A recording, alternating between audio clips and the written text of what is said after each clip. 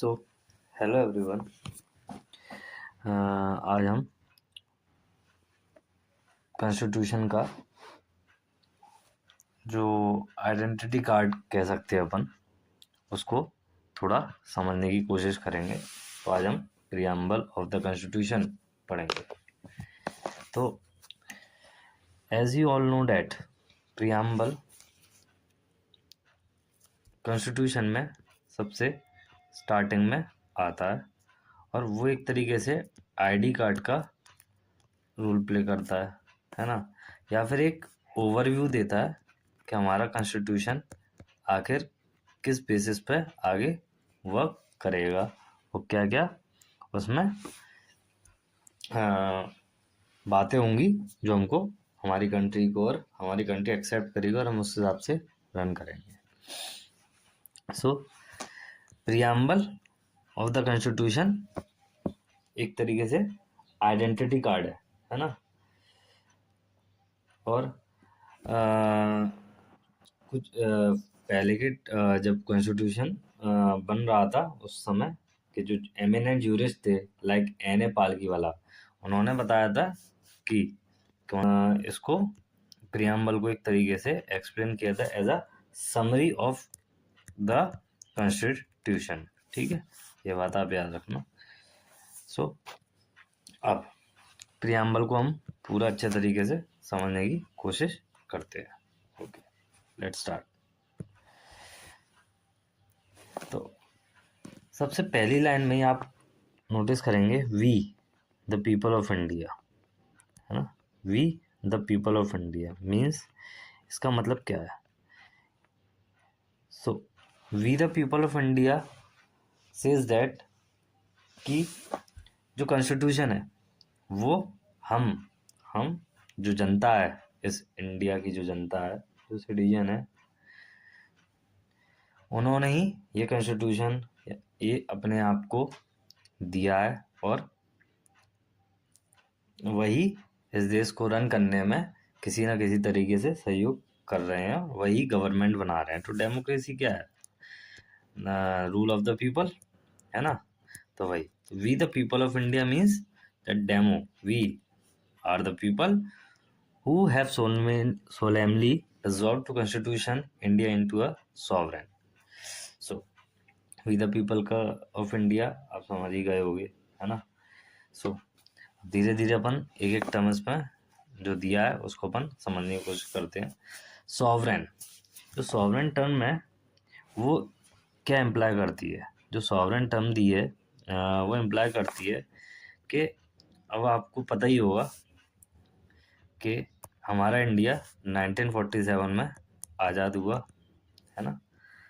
पहले हम कॉलोनी थे किसकी? ब्रिटिश गवर्नमेंट की, है ना, इंग्लैंड की, यूके की। तो 1947 में जब हम आज़ाद हुए तो हमने सबसे पहले ये डिसाइड किया कि आगे कोई भी हमको अपनी कॉलोनी नहीं बनाएगा, हम किसी के रूल्स एंड रेगुलेशन के हिसाब से वर्क नहीं करेंगे, है ना। तो ये टर्म निकल गई सॉवरेनिटी। तो सॉवरेनिटी क्या होता है? सॉवरेनिटी का मतलब ये है कि जो हमारी कंट्री इंडिया है ना, वो अपने खुद के रूल्स एंड रेगुलेशन के हिसाब से वर्क करेगी। कोई अदर कंट्री या फिर कोई ऑर्गेनाइजेशन इंटरनेशनल कोई भी हम पे अपने रूल्स नहीं चला सकता जब तक हम परमिशन ना दे, है ना। तो सॉवरेनिटी का मतलब क्या होगा? That India is a neither a dependency nor a dominion, है ना। तो इंडिया ना तो डिपेंड है किसी पे, है ना, डिपेंड नहीं है, ना किसी का डोमिनियन है। इंडिया क्या है? इंडिपेंडेंट है। इंडिया क्या है? इंडिपेंडेंट है ना। तो ये बात आपको याद रखनी है। India is an independent country, not a dependent, not a dominion, है ना। तो सॉवरेन का मतलब आपको समझ में आ गया होगा। आप अपनी एनसीईआरटी को रीड करिएगा तो आप इसको अच्छे से एग्जाम में कर पाएंगे। अब हम आते हैं सोशलिस्ट। नेक्स्ट वर्ड है सोशलिस्ट। सो सोशलिस्ट जो वर्ड है वो 1976 में 42nd कॉन्स्टिट्यूशनल अमेंडमेंट एक्ट के तहत हमने अमेंड किया था। ठीक है, ये आपको याद रखना है। अब सोशलिस्ट ये वर्ड तो हमने 1976 और 42nd कॉन्स्टिट्यूशन अमेंडमेंट एक्ट के तहत ऐड किया था, but nature of India socialist ही था। ये हमारा ज़्यादातर आप जो DPSP पढ़ेंगे, directive principle of state policies, उसमें आप सोशलिस्ट प्रिंसिपल देखेंगे बहुत सारे, है ना। सोशलिस्ट का अब आप समझेंगे सोशलिस्ट क्या होता है। अब सोशलिज्म दो टाइप से वर्क करता है ना। एक होता है कम्युनिस्ट, एक होता है डेमोक्रेटिक। जो कम्युनिस्ट सोशलिज्म होता है उसमें जो each and every sector is owned by a government, है ना। तो हमारा है डेमोक्रेटिक, ना कि कम्युनिस्ट। तो डेमोक्रेटिक में क्या होता है, प्राइवेट एंड पब्लिक प्लेयर को एग्जिस्ट करते हैं, एक साथ को एग्जिस्ट करते हैं। मीन्स हमारी इकोनॉमी वर्क करती है इन अ मिक्स्ड फ्रेगमेंट, है ना। मिक्स्ड इकोनॉमी, हमारी इकोनॉमी कैसी है, मिक्स्ड इकोनॉमी है। हमारी इकोनॉमी है मिक्स्ड इकोनॉमी, है ना। तो सोशलिस्ट डेमोक्रेटिक सोशलिस्ट हमारा स्टेट ऑफ सोशलिज्म है ना। ये देखे तो अपना ग्रोथ के लिए रिस्पॉन्सिबल है, पॉवर्टी रिमूवल में भी काम है ना, poverty removal and many other factors.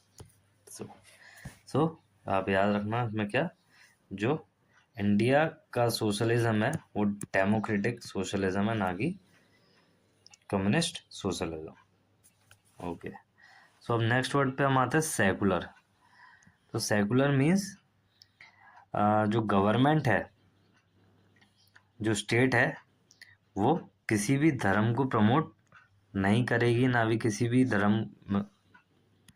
So Indian type of secularism that क्या, all the religion of the country have same type of support and status in our country. 1976 में ही आया था बाय 42nd अमेंडमेंट एक्ट। ये word बाद में explicit हुए हैं, लेकिन इनका सेंस स्टार्टिंग से ही हमारे कॉन्स्टिट्यूशन में रहा है। Like fundamental rights article 25 to 28, है ना, आपको रिलीजन रिलेटेड मिलेंगे, है ना। So now democratic. तो डेमोक्रेटिक नाम से ही आप clear, democracy means the rule by the people, है ना। सो जो रूल है होगा वो पीपल का होगा, जो रिप्रेजेंटेटिव सिलेक्ट किए जाएंगे, है ना, वो पीपल द्वारा किए जाएंगे। डेमोक्रेसी होगी मीन्स जो भी लीडर होगा हमारा, है ना, प्राइम मिनिस्टर एंड, तो वो पीपल द्वारा सिलेक्ट किया जाएगा, है ना। तो ये सोशलिस्ट हो गया, सेकुलर हो गया, डेमोक्रेट हो गया, रिपब्लिक। तो रिपब्लिक का भी मतलब ये होता है जो हमारा हेड ऑफ द स्टेट होता है। रिपब्लिक का ही मतलब ये होता है जो हमारा हेड ऑफ द स्टेट होता है, हेड ऑफ स्टेट होता है, वो भी इलेक्टेड बाय द पीपल होता है। ठीक है, head of state is elected by people. ठीक है, तो हमारा head elected by the people होता है। लाइक यूके का हेड, है ना, किंग और क्वीन होते हैं, but Indian form of government में रिपब्लिक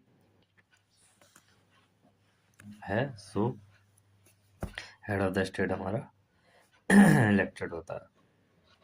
तो आपने सारे वर्ड आपको क्लियर होंगे, है ना। अब आते हैं justice.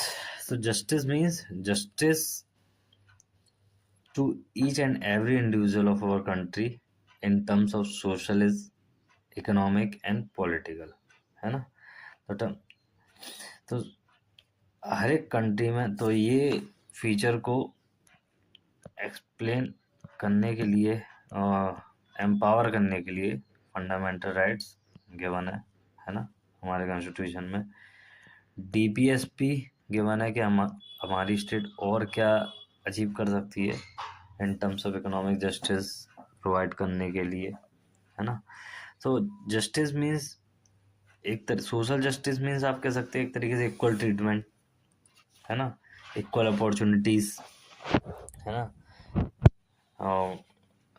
No discrimination on basis of caste, colour, race, religion, sex, है ना। And economic justice do not date no discrimination between people on the base of economic factor, है ना, in terms of wealth, income, property. Political justice, all citizens are have equal political rights, equal access to political office and equal voice in the government. So, justice अब clear है आपको, social justice के सब पे equal opportunity होनी चाहिए, सबको equal treatment होना चाहिए। इकोनॉमिक वेल्थ अनइक्वली डिस्ट्रीब्यूट नहीं होनी चाहिए, सबको equal employment, equal income, equal salary, not discrimination on base of gender, caste, sex, religion and ये सब। एंड जो कोर प्रिंसिपल है डेमोक्रेसी का, लिबर्टी। सो हर आदमी को लिबर्टी होनी चाहिए कि वो अपने थॉट को एक्सप्रेस कर सके, गवर्नमेंट को पॉजिटिव वे में क्रिटिसाइज कर सके, not a negative sense, expression जो एक्सप्रेस कर सके, बिलीफ जो भी बिलीफ उसको धर्म जो भी मानना है उसको मान सके, फेथ वर्शिप, तो लिबर्टी होनी चाहिए। Equality, equality means equal treatment in every aspect, like status, है ना, इक्वलिटी ऑफ स्टेटस होना चाहिए, है ना, इक्वलिटी ऑफ स्टेटस होना चाहिए, अपॉर्चुनिटी इक्वल मिलनी चाहिए, ठीक है। And promote among them all. Now fraternity, fraternity means the brotherhood, है ना, भाईचारा। तो हम सब आपस में एक परिवार की तरह रहें, कहा जाता है ना, जैसे वासुदेव कुटुंबकम। सो दैट डिग्निटी और रिस्पेक्ट होनी चाहिए, हर एक इंडिविजुअल की रिस्पेक्ट करें तो उसी की रिस्पेक्ट करें। सो ये एक कोर आइडेंटिटी है कि कैसे हमारा इंडिया एक आइडियल अप्रोच में दिखना चाहिए, है ना। सो प्रियम्बल एक तरीके से बहुत सुंदरता से आप अपने इंडिया को दर्शाता है ना। So unity and integrity of the nation. Now at the end in our constitution assembly, this 26th day of November means 26 नवंबर 1949 को हमने ये कॉन्स्टिट्यूशन अडॉप्ट किया था। और जब हमने ये अडॉप्ट किया था तो उसके लिमिटेड आर्टिकल्स और आए थे उस टाइम, लाइक सिटीजनशिप, है ना, इलेक्शन, इमरजेंसी और बाकी give to our self in this constitution. बाकी आपको मालूम है 26 जनवरी 1950 को हम पूरी तरीके से ये लागू हो गया था। सो अगर आपको अच्छा लगा सपोर्ट कीजिए। Thanks a lot everyone. आगे ऐसे ही मैं आपके लिए कुछ कोर टॉपिक्स लाता रहूँगा। Thank you.